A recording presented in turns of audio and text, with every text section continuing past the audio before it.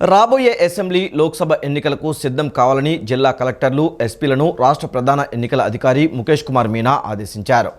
ఎన్నికల నిర్వహణలో పాల్గొనే సిబ్బంది జాబితా తయారు చేయాలని, ప్రతి జిల్లాలో సిబ్బంది సంఖ్య ప్రాథమిక అంచనా కంటే 20% అదనంగా ఉండేలా చూడాలని ఆదేశించారు. ఎన్నికల సన్నద్ధతపై రాష్ట్ర ప్రధాన ఎన్నికల అధికారి ముఖేష్ కుమార్ మీనా నిన్న వీడియో కాన్ఫరెన్స్ ద్వారా సమీక్షించారు. ఎన్నికల సిబ్బంది నిర్వహణ, ఓటరు జాబితా తయారీ, ఓటరు గుర్తింపు కార్డుల పంపిణీ, పోలింగ్ కేంద్రాల్లో వసతుల ఏర్పాటు, శాంతి భద్రతల నిర్వహణ తదితర అంశాలపై చర్చించారు. ఈ నెలాఖరులోగా సమస్యాత్మక ప్రాంతాల నివేదిక అందించాలని, జిల్లా సరిహద్దుల వద్ద చెక్ పోస్టుల విషయంలో సమన్వయం చేసుకుని సాధ్యమైనన్ని ఎక్కువ మార్గాల్లో చెక్ పోస్టులు ఏర్పాటు చేయాలని ఎస్పీలకు సూచించారు. పోలీసు సిబ్బంది కొరత ఉన్న జిల్లాల్లో అదనపు సిబ్బందిని సమకూర్చుకునే అవకాశాలపై నివేదిక సమర్పించాలన్నారు.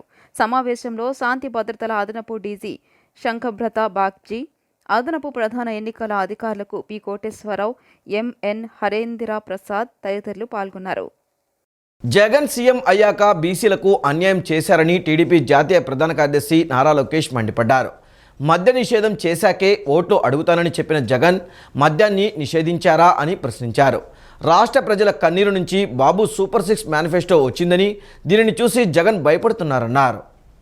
శృంగవరపుకోటలో నిర్వహించిన టీడీపీ శంకరావం బహిరంగ సభలో ఆ పార్టీ జాతీయ ప్రధాన కార్యదర్శి నారా లోకేష్ మాట్లాడారు. రాష్ట్ర ప్రజల కన్నీరు నుంచి బాబు సూపర్ 6 మేనిఫెస్టో వచ్చిందన్నారు. దీనిని చూసి జగన్ భయపడుతున్నారని తెలియజేశారు. క్రికెటర్ వైకాపాలోకి వస్తే ఎంతిస్తావని అతడిని అడిగారని ఆరోపించారు. జగన్కు ఓటమి భయం పట్టుకుందని, అందుకే ఎమ్మెల్యేలను మార్చుతున్నారన్నారు. ఎస్సీ, ఎస్టీ, బీసీలనే మార్చారని, జగన్ పాలనలో ముమ్మాటికి జరిగింది సామాజిక అన్యాయమే అన్నారు. బీసీలంటే జగన్కు చిన్న చూపని ఆ పార్టీ ఎమ్మెల్యేలే అంటున్నారని తెలియజేశారు. స్థానిక సంస్థల్లో బీసీలకు రావాల్సిన 10% రిజర్వేషన్ను కూడా ఇవ్వలేదన్నారు. ఎర్ర బుక్ చూసి కూడా జగన్ వణికిపోతున్నారని, ఆయన కటింగ్ ఫిట్టింగ్ మాస్టర్ అని ఎద్దేవా చేశారు. పచ్చ బటన్ నొక్కి 10 రూపాయలు వేసి ఎర్ర బటన్ నొక్కి 100 రూపాయలు లాగుతున్నారని, త్వరలో గాలిపై కూడా పన్ను వేస్తారేమో అని తెలిపారు. 100 సంక్షేమ కార్యక్రమాలు కట్ చేసిన ఏకైక సీఎం జగన్ అని లోకేష్ మండిపడ్డారు. ఎన్నికల ముందల జగన్ నవరత్నాలు అన్నాడు, అది ఇప్పుడు కాస్త నవమోసాలుగా మారింది. ఎన్నికల ముందల ఎంతమంది బిడ్డలుంటే అంతమంది బిడ్డలకు అమ్మ ఒడి అన్నాడు, ఇప్పుడు ఇంటికి ఒకరే అంటారు. ఎన్నికల ముందర సంపూర్ణ మద్యపాన నిషేధం చేసిన తర్వాతనే మీ ఓట్లు అడుగుతా అంటాడు. ఇప్పుడు ఊర్లు కాదు కదా, వీధి వీధి ముందు పారే పరిస్థితి ఈరోజు చూస్తున్నాం.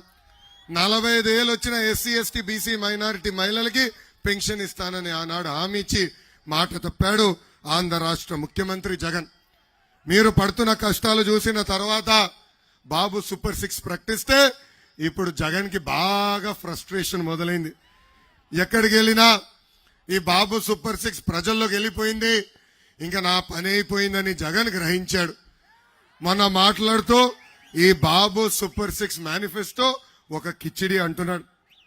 జగన్, మా బాబు సూపర్ 6 మేనిఫెస్టో నువ్వు ప్రజలు పీడిస్తున్న కష్టాల నుంచి బయటికి వచ్చింది, ప్రజల కన్నీరు నుంచి ఈ బాబు సూపర్ 6 వచ్చింది. ఈ సైకో పరిపాలన తరిమి కొట్టేదానికి ఈ బాబు సూపర్ 6 మేనిఫెస్టో వచ్చిందని ఈ సభాముఖంగా తెలుపుతున్నా. జగన్ కి దళితులంటే గౌరవం లేదని చెప్పారు. ఇంకొక ఎమ్మెల్యే ఆర్థర్ గారు దళిత ఎమ్మెల్యే అంటే వైసీపీలో స్టిక్కర్ కే పరిమితం చేస్తారని చెప్పే పరిస్థితి మనందరం చూసాం.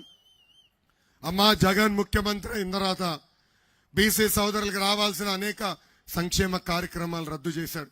స్థానిక సంస్థ ఎన్నికల్లో మనకు రావాల్సిన 10% రిజర్వేషన్ కూడా తగ్గించి 16,500 బీసీ సోదరులకి పదవులు దూరం చేశాడు.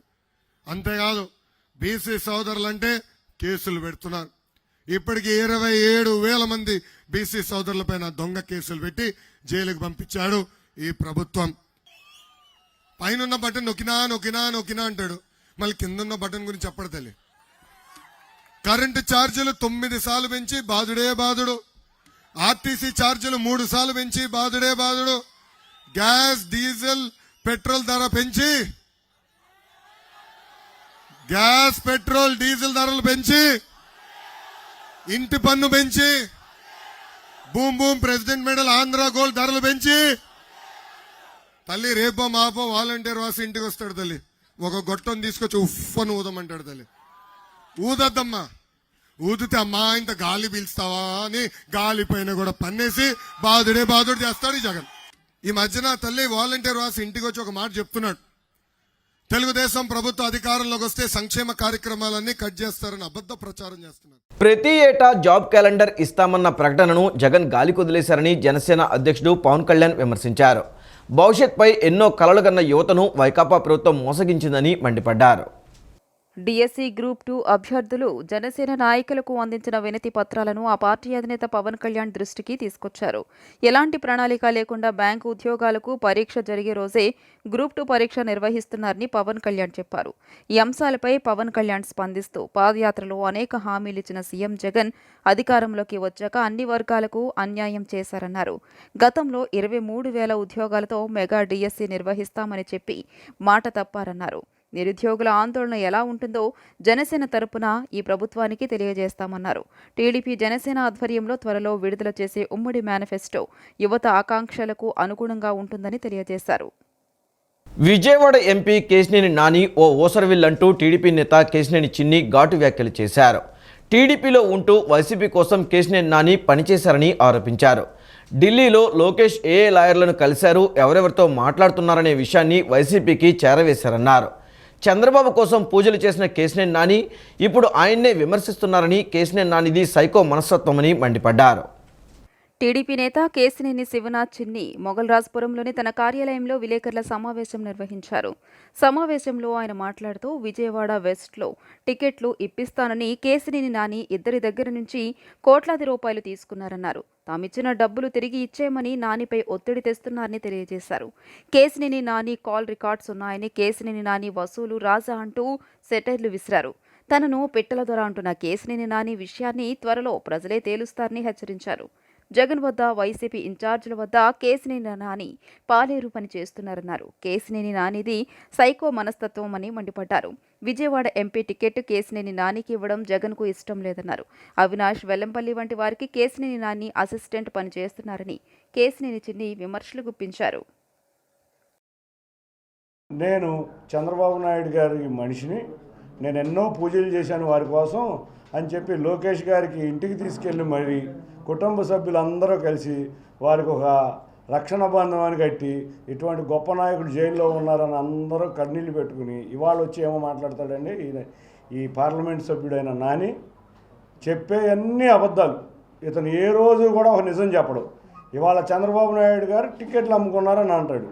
ఇతను చేసిన వికృత చేష్టలు బయటకు రాబోతున్నాయి కాబట్టి ముందుగా గోబల్స్ ప్రచారం చేస్తాడు. ఇతను మీరు అర్థం చేసుకుంటే విజయవాడ వెస్ట్లో ఇద్దరి దగ్గర టిక్కెట్లు ఇప్పిస్తానని ఇద్దరు వ్యక్తుల దగ్గర, ఒకరి దగ్గర ₹1 కోటి, ఒకరి దగ్గర ₹4 కోట్ల తీసుకున్నారు.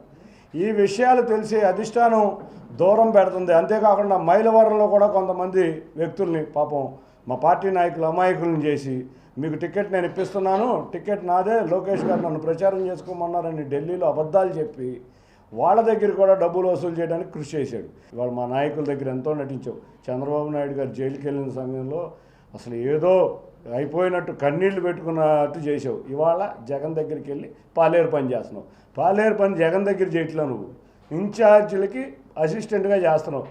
నువ్వు రోజు నీకు తెలిసింది ఒకటే మాట, ఒక గ్లోబల్స్ ప్రచారం, పెట్టల ద్వారా లేకపోతే డబ్బులు తీసుకున్నారు, బిషానం ఎత్తైపోతున్నారని. అరే సారీ, నీకు చెబుతున్నా, నీవు కాదు కదా ఎవడొచ్చినా నీ నాయకుడు తండ్రి గారే మా పార్టీని ఏమీ చేయలేకపోయారు. ఇవాళ మీ పార్టీ మొత్తం ఖాళీ అవుతుంటే నీకు అర్థం కావట్లేదు. నువ్వు గోల్ పాడుకుంటావు, ఏసీ రూముల్లో అవుతావు. 2019 నుంచి 23 వరకు నువ్వు ఎన్ని గ్రామాలు తిరిగావని నేను క్వశ్చన్ చేస్తున్నా. నీకు దగ్గర దమ్ము ధైర్యం ఉంటే సమాధానం చెప్పు. నగరపాలక సంస్థ బడ్జెట్ వల్ల నగర ప్రజలకు ఎటువంటి ఉపయోగం లేదని, కేవలం ప్రజలపై పన్నుల భారం మోపడానికి మాత్రమే తప్ప వారి అవసరాలు తీర్చడానికి కాదని VMC Telugu Desam party floor leader Nellibandla Balaswamy విమర్శించారు. ప్రజలపై పన్నుల భారం మోపే అంకెల గారడి బడ్జెట్ను కౌన్సిల్లో నిలదీస్తామని హెచ్చరించారు. 2024 నగరపాలక సంస్థ బడ్జెట్ని వ్యతిరేకిస్తూ సిపిఎం ఫ్లోర్ లీడర్ నిరసన వ్యక్తం చేశారు. ఈ సందర్భంగా బాలస్వామి మాట్లాడుతూ నిబంధన 185 ప్రకారం ప్రతి సంవత్సరం జనవరి 10వ తేదీలోపు బడ్జెట్ ఆమోదించాలని, కానీ వైఎస్ఆర్సీపీ ప్రభుత్వ పాలనలో కేవలం చెల్లుబాటు అవ్వని బడ్జెట్లతో ప్రజలను మభ్యపెడుతున్నారన్నారు. 2024-25కి ఇంటి పన్ను 40% పెంచి సుమారు 40 కోట్లు, యూజీడీ పన్నుల రూపంలో 5 కోట్లు ప్రజల నుంచి వసూలు చేసేందుకు ప్రయత్నాలు చేస్తున్నారని తెలియజేశారు. నగర ప్రజలపైన డ్రైనేజీ ఆస్తి పన్ను భారీగా పెంచడం దారుణమని ఆగ్రహం వ్యక్తం చేశారు. జనవరి 10వ తారీఖు లోపు ఆమోదం పొంది కౌన్సిల్లో ఆచరణలోకి రావాలి. ఎందుకంటే స్టేట్ గవర్నమెంట్ కూడా బడ్జెట్ సమావేశాలు ముగిచ్చేసింది. బడ్జెట్ సమావేశాలు అనేది కార్పొరేషన్లో జనవరిలో జరిగితే కనుక విజయవాడ నగరానికి ప్రజలకి ఏ అవసరాలు ఉన్నాయి, ఎంతెంత నిధులు కేటాయించాలి, స్టేట్ గవర్నమెంట్ నుంచి ఎంతెంత నిధులు మనం ఏ రంగాలకు తెచ్చుకోవాలో అర్థం అవ్వాలంటే బడ్జెట్ సమావేశాలు జనవరిలో జరగాలి. సెక్షన్ 185 ప్రకారంగా వాస్తవంగా అయితే ఈ బడ్జెట్ సమావేశాలు చెల్లుబాటు కావు. ఇదంతా కూడా అంకెల గారడి బడ్జెట్గా ఉంది. ఇప్పుడు ప్రవేశపెట్టిన బడ్జెట్ అంతా కూడా గత బడ్జెట్లని అంకెలు మార్చి ప్రజల్ని మభ్యపెట్టి వేమార్చే విధంగా ఈ పాత సీసాలో కొత్త నీరు విధంగా ఈ బడ్జెట్ సమావేశాలు పెట్టారు. అయితే మనం గతంలో చూసుకుంటే ప్రతి సంవత్సరం కూడా బడ్జెట్ సమావేశాలు మార్చిలోనే పెడుతున్నారు. అంటే అధికారులకి కనీసం చిత్తశుద్ధి లేదు. ఈ బడ్జెట్లో ముఖ్యంగా పేద ప్రజలపైన ఈ బడ్జెట్ సమావేశాలు భారాన్ని మోపే విధంగా ఉన్నాయి. ఇంటి పన్ను కానీ, నీటి పన్ను కానీ, చెత్త పన్ను కానీ, డ్రైనేజీ పన్నులు కానీ 40 కోట్లు సుమారు 60% పెంచి ఆస్తి పన్నులు ప్రజల మీద వేసి 40 కోట్లు పైన వసూలు చేయడానికి శ్రీకారం చుట్టారు. అలాగే 6 కోట్లు నీటి సరఫరా మీద, అలాగే 6 కోట్లు మరి చెత్త పైన, 5 కోట్లు యూజీడీ పైన ఇలా దోచుకోవడానికి ఈ ప్రభుత్వం ఈ బడ్జెట్ సమావేశాలు ఏర్పాటు చేసినట్టుంది.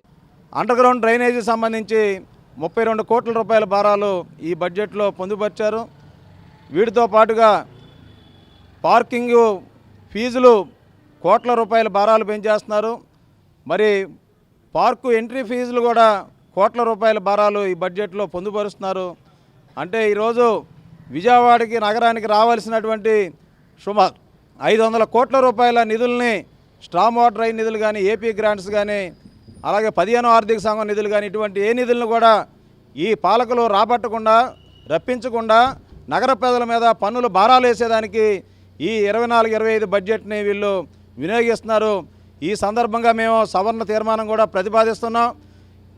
ఏదైతే చెత్త పన్ను ఉందో దాన్ని పూర్తిగా రద్దు చేయాలని, అలాగే పేదలందరికీ ఉచితంగా మంచినీళ్ళు ఇవ్వాలని, ఆస్తి విలువ ఆధారంగా వేసిన ఇంటి పన్నుల్ని భారాలని రద్దు చేయాలని, అలాగే డ్రైనేజీ ఛార్జీల భారాలు కూడా రద్దు చేయాలని ఈ సవరణ తీర్మానాల ద్వారా ఈరోజు బడ్జెట్ సమావేశాల్లో సిపిఎం పక్షంగా అడగబోతున్నాం. మంగళగిరిలో చేనేత మగ్గాల షెడ్ను టీడీపీ జాతీయ ప్రధాన కార్యదర్శి నారా లోకేష్ సతీమణి నారా బ్రాహ్మణి పరిశీలించారు. మంగళగిరిలో కొంతమందికే నేతన్న నేస్తం పరిమితం అయిందని, ఎన్నికల ముందు అందరికీ నేతన్న నేస్తం అన్న జగన్ మాట మార్చి సొంత మగ్గం ఉంటేనే నేతన్న నేస్తం పరిమితం చేశారని అన్నారు. నేతన్నలకు నూలు సబ్సిడీ, విద్యుత్ రాయితీలు, ఇతర సంక్షేమ కార్యక్రమాలు ఎత్తేశారని చెప్పారు. వర్షాకాలం మగ్గాలలో నీరు చేరి ఉపాధి కోల్పోయిన కార్మికుల కోసం ఎలాంటి సాయం అందడం లేదని బ్రాహ్మణి ముందు చేనేత కార్మికులు వాపోయారు. టీడీపీ స్థాపించిన నాటి నుంచి పార్టీకి బీసీలు వెన్నెముకగా ఉన్నారని మాజీ ఎమ్మెల్యే బోడే ప్రసాద్ అన్నారు. టీడీపీ ప్రవేశపెట్టిన అనేక సంక్షేమ పథకాల వల్లే బీసీలు ఆర్థికంగా, రాజకీయంగా నిలదొక్కున్నారన్నారు. వైసీపీ విధ్వంస పాలనలో అన్ని వర్గాల ప్రజలు ఇబ్బందులు పడుతున్నారని అన్నారు. ప్రజలపై పన్నుల భారాలు మోపి వారి వెన్ను విరిచారన్నారు. రాబోయే ఎన్నికల్లో వైసీపీకి బుద్ధి చెప్పేందుకు ప్రజలు సిద్ధంగా ఉన్నారన్నారు. భవిష్యత్కు భరోసా కార్యక్రమంలో భాగంగా మాజీ ఎమ్మెల్యే బోడే ప్రసాద్ పెనమలూరు నియోజకవర్గంలోని గౌడపేట రజక కాలనీలో నిన్న పర్యటించారు. ఎన్టీఆర్ విగ్రహానికి పూలమాలలు వేసి నివాళులు అర్పించారు. అనంతరం ఆయన ఇంటింటా బాబు ష్యూరిటీ బాండ్లు, టీడీపీ మేనిఫెస్టో కరపత్రాలను అందజేశారు. ప్రజల సమస్యలను అడిగి తెలుసుకున్నారు. ఈ సందర్భంగా అవినాష్ మాట్లాడుతూ రాజధాని ఫైల్స్ సినిమాతో ముఖ్యమంత్రి జగన్మోహన్ రెడ్డి బెంబేలెత్తిపోయి అర్ధాంతరంగా నిలిపివేయించాడని మాజీ ఎమ్మెల్యే బోడే ప్రసాద్ మండిపడ్డారు. రాజధాని రైతుల కష్టాలను కళ్లకు కట్టినట్లు చూపిన చిత్రానికి వస్తున్న ఆదరణను చూసి ఓర్వలేక థియేటర్లో సినిమాను నిలిపివేయించాడని ఆయన ఆరోపించారు. న్యాయస్థానం నుంచి స్టే ఆర్డర్ కాపీ చేతికి రాకపోయినా నిమిషాల వ్యవధిలో నిలిపివేయించడం ఆయనలో వచ్చిన ఓటమి భయానికి నిదర్శనమని తెలియజేశారు. టీడీపీ స్థాపించిన నాటి నుంచి పార్టీకి బీసీలుగా వెన్నెముకగా ఉన్నారని అన్నారు. టీడీపీ ప్రవేశపెట్టిన అనేక సంక్షేమ పథకాల వల్లే బీసీలు ఆర్థికంగా, రాజకీయంగా నిలదొక్కున్నారన్నారు. ఈ జగన్మోహన్ రెడ్డి ముఖ్యమంత్రి ఇంకెన్ని రోజులు ఉంటారయ్యా అని అడుగుతా ఉన్నారు. ఇంకా ఎన్నికలు 3 నెలలు ఉన్నాయంటే అయ్యా వీడిని ఇంకా 3 నెలలు భరించాలా అని చెప్పేసి వాళ్ళు అడుగుతూ ఉంటే ఆశ్చర్యం వేస్తూ ఉంది. విధ్వంసంతో ప్రారంభించాడు పరిపాలన. అమరావతిని విధ్వంసం చేశాడు. ఒక రాజధాని అని చెప్పి అసెంబ్లీలో ఒప్పుకొని 3 రాజధానులుగా మరి చేస్తాను, ఒక రాజధాని అభివృద్ధి చేయలేని అసమర్థుడు 3 రాజధానులు చేస్తానని చెప్పాడు. ఈ రాష్ట్రానికి వచ్చిన పరిశ్రమలన్నీ వెనక్కి పంపించాడు. ఈరోజు యువత, ముఖ్యంగా యువత అంతా కూడా ఈరోజు నిరుద్యోగులై ఏ పనులు లేక, ఉపాధి లేక, మత్తు పదార్థాలకు అలవాటు పడిపోయి యువతంతా కూడా పెడదారిని పడుతూ ఉన్నారు. అమరావతిలో ప్రతి ఒక్క రైతు త్యాగాన్ని 5 సంవత్సరాల నుంచి వాళ్ళు చేస్తున్న పోరాటాలని, ఏ విధంగా కుటుంబాల్లో వ్యక్తుల్ని కోల్పోయారు, ఏ విధంగా ఈ 5 సంవత్సరాలు 10 సంవత్సరాల్లో వాళ్ళు వ్యవసాయ భూములు కోల్పోయారు. చక్కగా ఆనందంతో ఉండే సమయంలో పంట కొనుగోలు చేయక చేరు మీద ఉండి రైతులందరూ కూడా దిగాలుగా ఎదురు చూస్తూ ఉన్నాడు. ఈరోజు ధాన్యం కొనుగోలులో కూడా అవినీతి. రైతు ధాన్యం కొనేవాడు నాదుడు లేక ఈ రోజున తెగనమ్ముకునే పరిస్థితికి వచ్చిందంటే. స్థానిక టీడీపీ నాయకులు మోర్ల నరేంద్ర మాట్లాడుతూ వైసీపీ పాలనలో అవినీతి, అరాచకాలు, దాడులు పెరిగిపోయాయనన్నారు. దోచుకో దాచుకో అన్న చందంగా వైసీపీ పాలన ఉందన్నారు. అన్ని వర్గాల ప్రజలు తీవ్ర ఇబ్బందులు పడుతున్నారని చెప్పారు. పెనమలూరు నియోజకవర్గంలో బోడే ప్రసాద్ ఎమ్మెల్యేగా అనేక అభివృద్ధి కార్యక్రమాలు చేశారని, ప్రజలకు ఏ కష్టం వచ్చినా అండగా నిలిచారని తెలియజేశారు. నియోజకవర్గం అభివృద్ధి పథంలో పయనించాలంటే బోడే ప్రసాద్ను మళ్లీ ఎమ్మెల్యేగా గెలిపించుకోవాలని పిలుపునిచ్చారు. వచ్చేది బోడే ప్రసాద్ గారే, స్టేట్లో వచ్చేది చంద్రబాబు నాయుడు గారే. అలాగే జగన్మోహన్ రెడ్డి గారి ప్రభుత్వం విఫలమైందండి, అన్ని విషయాల్లో విఫలమైంది. ఈ 4.5 సంవత్సరాల్లో ఆయన చేసిన ఒక్క మంచి పని లేదు. ఆయన అదిగాక పెత్తందారులు, పేదలు అంటాడు. అత్యధిక ధనిక సీఎం ఆయన దేశంలోనే. అలాంటి ఆయన పెట్టుబడిదారులు చంద్రబాబు నాయుడు గారిని అనటం అపహాస్యంగా ఉంది. జగన్మోహన్ రెడ్డి గారికి చెన్నైలో ప్యాలెస్, బెంగళూరులో ప్యాలెస్, హైదరాబాద్లో ప్యాలెస్, తాడేపల్లిలో ప్యాలెస్, ఋషికొండలో ప్యాలెస్, కోల్కతాలో ప్యాలెస్, ఢిల్లీలో ప్యాలెస్ ఉంది. ఇలా దాదాపుగా డజన్ ప్యాలెస్లు ఉన్నాయి ఆయనకి దేశంలోనే. ఆయన చంద్రబాబు నాయుడు గారిని పెత్తందారుని అంటాడు. ఇలా ఓపెన్ ఛాలెంజ్ ఎవరికైనా సరే వైసీపీ నాయకులకి, చంద్రబాబు నాయుడు గారికి ఉన్న ప్యాలెస్ ఎవడైనా ఒకటి చూపిస్తే మేము బేషరతుగా ఒప్పుకుంటామండి. రాజకీయ నాయకుడు గొప్పడని జగడం. పెత్తందారుడు అంటే జగన్మోహన్ రెడ్డి. ఆయన దోచుకున్న ఆస్తుల విలువ కొన్ని వేల కోట్లు ఉన్నాయి. ఆయన పెత్తందారుడు చంద్రబాబు నాయుడు గారు అంటే అపహాస్యంగా ఉందండి. ఇసుక నుంచి మాఫియా, డ్రగ్స్, ప్రతిదీ మాఫియానండి. ఇసుక చంద్రబాబు నాయుడు గారి హయాంలో 1000 రూపాయలకు వచ్చే ఇసుక ఫ్రీగా ఇప్పుడు 6000 రూపాయలు తీసుకుంటున్నారు. దాన్ని దోపిడీ అంటున్నారు, అడ్డగోలుగా దోపిడీ. ప్రతి విషయంలో విఫలమేనండి ఆయన. అలాగే జెడ్పీహెచ్ హై స్కూల్ ఉంది మా ఊళ్ళో. వాళ్ళు చెప్పేది నాడు నేడు గురించి, స్కూల్ బాగుపడాయి అంటారు, కానీ ఆ స్కూల్లో పెరిగే గంజాయి గురించి మాట్లాడరు. 100 మంది పిల్లల్లో 50 మంది గంజాయి తాగుతున్నారు హై స్కూల్లో. ఇలా చాలా ఆయన అన్ని విషయాల్లో విఫలమైందండి ప్రభుత్వం. లోక కళ్యాణార్థం శివజ్ఞానపీఠం ఆధ్వర్యంలో ఏప్రిల్ 26వ తేదీన 5 అడుగుల శివసూర్యుని విగ్రహ ప్రతిష్ఠ చేయనున్నట్లు శ్రీ శివజ్ఞాన పీఠాధిపతి శ్రీ శ్రీ శ్రీ శివాచార్య స్వామి తెలిపారు. విగ్రహ ప్రతిష్ఠ సందర్భంగా 9 రకాల నవగ్రహ పూజలను ఉచితంగా నిర్వహించనున్నట్లు చెప్పారు. కావున భక్తులందరూ ఈ విశేష పూజలలో పాల్గొని జయప్రదం చేయాలని కోరారు. రథ సప్తమి సందర్భంగా సింగ్నగర్లోని శ్రీ గుజ్జాల సరళాదేవి కళ్యాణ మండపంలో శ్రీ శివ జ్ఞాన పీఠాధిపతి శ్రీ శ్రీ శ్రీ శివాచార్య స్వామి ఆధ్వర్యంలో సూర్య వ్రతాన్ని నిర్వహించారు. సూర్య భగవాని వ్రతానికి భక్తులు వందలాదిగా తరలివచ్చారు. అత్యంత భక్తి శ్రద్ధలతో పూజలు నిర్వహించారు. ఈ సందర్భంగా శ్రీ శివ జ్ఞాన పీఠాధిపతి శ్రీ శ్రీ శ్రీ శివాచార్య స్వామి మాట్లాడుతూ రథ సప్తమి సందర్భంగా శివ జ్ఞానం పీఠం ఆధ్వర్యంలో నిర్వహించిన సూర్య భగవానుని వ్రతం అత్యంత వైభవోపేతంగా నిర్వహించడం జరిగిందని చెప్పారు. భక్తులందరూ ఈ వ్రతంలో పాల్గొని ఆ సూర్య భగవానుని దీవెనలు పొందుకున్నారని చెప్పారు. అలాగే లోక కళ్యాణం కోసం శివ జ్ఞానపీఠం ఆధ్వర్యంలో ఏప్రిల్ 26న 5 అడుగుల శివ సూర్యుని విగ్రహం ప్రతిష్ఠ చేయనున్నట్లు తెలియజేశారు. నగరంలో వాడవాడలా రథయాత్ర నిర్వహించనున్నట్లు తెలియజేశారు. విగ్రహ ప్రతిష్ఠ సందర్భంగా 9 రకాల నవగ్రహాల పూజలను ఉచితంగా నిర్వహించనున్నట్లు చెప్పారు. కావున భక్తులందరూ ఈ విశేష పూజలో పాల్గొని జయప్రదం చేయగలరని, దేవుని చల్లని దీవెనలు పొందుకోగలరని కోరారు. గార్లపాటి సుదర్శన్ రావు ఉచితంగా గుజ్జాల సరళాదేవి మండపాన్ని కేటాయించినందుకు ధన్యవాదాలు తెలియజేశారు. 9 రకాల నవగ్రహ వ్రతాలని ఫ్రీ ఆఫ్ కాస్ట్తో రుసుము రహితంగా చేస్తూ ఉన్నాం. దానిలో భాగంగా ప్రథమంగా మా నగరాధ్యక్షులైనటువంటి గార్లపాటి సుదర్శన్ రావు గారు గుజ్జల సరళాదేవి కళ్యాణ మండపాన్ని మాకు ఏర్పాటు చేసి మన పీఠానికి సభ్యులందరికీ కూడా తదితర సామాగ్రిని కూడా ఏర్పాటు చేసి దాత చక్కగా సేవ చేయడం జరిగింది. ఈరోజు సూర్యవ్రతాన్ని 100 మంది సూర్యవ్రతాన్ని చక్కగా ఆచరించి స్వామి యొక్క అనుగ్రహాన్ని పొంది ఉన్నారు. అలాగే 26వ తారీఖు సోమవ్రతం కలదు. అందరికీ కూడా ఆహ్వానాన్ని మన మీడియా బృందం ద్వారా అందిస్తూ ఉన్నాం. వారి సంకల్పంతో ఎన్నో కార్యక్రమాలు చేస్తామని చెప్తున్నాం. మళ్ళీ రేపు సోమవారం చంద్ర 26/2 తారీఖు చంద్రుడి కార్యక్రమం ఉంటుంది శివజ్ఞానపీఠంలో. ఆ రోజు కూడా భగవంతులు అందరూ రావాలని కోరుకుంటున్నాం. 26వ తారీఖు మాచవరం టౌన్లో మన బచ్చు శ్రీధర్ గారిది బచ్చి కోటయ్య గారి బాలల హాస్టల్ వసతి కార్యాలయంలో చంద్రగ్రహ వ్రతము నిర్వహిస్తున్నారు. భక్తులందరూ వచ్చి పాల్గొనవలను. అలాగే ఏప్రిల్ 25, 24, 25, 26 తారీఖుల్లో నవగ్రహ ప్రతిష్ట 5 అడుగుల శివసూర్యగ్రహ ప్రతిష్ట జరుగుతుంది.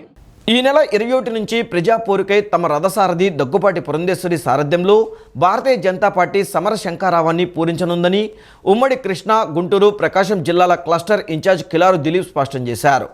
ఢిల్లీలోని ఆంధ్రభవన్ వద్ద ఏర్పాటు చేసిన విలేకరుల సమావేశంలో కిలారు దిలీప్ మాట్లాడారు. వైసీపీ ప్రజా వ్యతిరేక విధానాలను అమలు చేస్తూ ప్రజల నమ్మకాన్ని కోల్పోయిందని, రానున్న రోజుల్లో వారికి అధికారాన్ని దూరం చేయడం తథ్యమన్నారు. బీజేపీ చేపట్టబోయే ప్రజాపోరు ప్రతి అంశాన్ని ప్రజలకు చేరువ చేస్తామన్నారు. అప్పుల ఆంధ్రప్రదేశ్గా, రాజధాని లేని రాష్ట్రంగా, భూ కబ్జాలు ఇలా అన్ని రంగాలలో వైసీపీ దూసుకుపోయిందన్నారు. ఎటువంటి డెవలప్మెంట్ కూడా లేని ఆంధ్రప్రదేశ్ని ఒక క్యాపిటల్ లేకుండా 3 క్యాపిటల్ అని చెప్పి ఒక్కొక్క రాజధాని కూడా తేకుండా ఇవాళ 5 ఏళ్ళు సమాప్తం అయ్యే దాన్ని దగ్గరలో రాగానే ఆ తరుణంలో హైదరాబాదే ఉమ్మడి రాజధానిగా ఉంచమని చెప్పి కొత్త నాటకానికి తెర ఎత్తడానికి వైఎస్ఆర్సీపీ గవర్నమెంట్ చూస్తూ ఉంది. అదే కాకుండా భూ కబ్జాలు, గవర్నమెంట్ భూములు కూడా తక్కువ ధరలో తీసుకుని వారిని ఇబ్బంది పెడుతూ విశాఖపట్నంలో కూడా దస్పల్లా భూములు దీనికి నిదర్శనం. 177 కోట్లు ఉన్న భూముల్ని 55 కోట్లకి ఏ విధంగా హరించారో మనం అందరం చూస్తూనే ఉన్నాం. అదే కాకుండా రైతులకు కూడా ఎంత పెద్ద అన్యాయం చేస్తున్నారనేది కూడా మనం చూస్తున్నాం. వారికి కల్తీ ఎరువులు, కల్తీ పెస్టిసైడ్లు కూడా ఇచ్చి 3 సార్లు 4 సార్లు కొట్టినా కూడా పురుగు చనిపోని పెస్టిసైడ్స్ వాళ్ళకి ప్రొవైడ్ చేయటం. అలానే వారి పేరులోనే యువజన శ్రామిక రైతు పార్టీ అయిన జగన్మోహన్ రెడ్డి గారి పార్టీ యువతలు 2 యువతలు రోజుకి ఆత్మహత్యలు చేసుకుంటున్నారు. వారికి ఎంతో పెద్ద ఎత్తున డిఎస్సి తెస్తానని, మెగా డిఎస్సి అని చెప్పి వారికి ఏదైతే ఆయన మడమ తిప్పను అని చెప్పి వాళ్ళకి వాగ్దానం చేసి వారి ఓట్లు వచ్చిన తర్వాత ఒక్క డిఎస్సి కూడా 5 క్యాలెండర్లు గడిచిపోయినా కూడా ఒక్క డిఎస్సి కూడా తేకుండా ఉంటాం మనం అందరం చూసాము. మహిళల మీద అత్యాచారాల్లో ఆంధ్రప్రదేశ్ నెంబర్ 1 అగ్రస్థానం ఇవాళ భారతదేశంలో ఇవాళ నిలుస్తాం మనం అందరం చూస్తున్నాం. ఇదే కాకుండా రివర్స్ టెండరింగ్, క్యాపిటల్ ఇన్వెస్ట్మెంట్ కూడా ఆంధ్రప్రదేశ్లో లేకపోవటం, ఈడబ్ల్యూఎస్ లాంటి మంచి పథకాలు ఒక ఎకనామికల్లీ వీకర్ సెక్షన్స్కి అగ్రకులాల్లో 10% ఇవ్వాలని చెప్పి నరేంద్ర మోడీ గారు ఎంతో మంచి ఆలోచనతో ఇవాళ ఇస్తే దాన్ని కూడా ముందుకు తీసుకెళ్ళకపోవటం మనం అందరం చూస్తున్నాం. ప్రత్యేక హోదా అనేది ఆల్రెడీ క్లోజ్ అంశం. దాని మీద ఖచ్చితంగా ఆంధ్రప్రదేశ్కి ఒక స్పెషల్ ప్యాకేజ్ ఇవ్వటం జరిగింది. ఆ స్పెషల్ ప్యాకేజ్ కూడా ఆల్మోస్ట్ రేపో ఎల్లుండో వచ్చే విధంగా ఉన్నప్పుడు దాన్ని మనం కొద్దిగా నీరు జారటం జరిగింది. అది ఖచ్చితంగా అదే విధంగా ముందుకెళ్తారని కూడా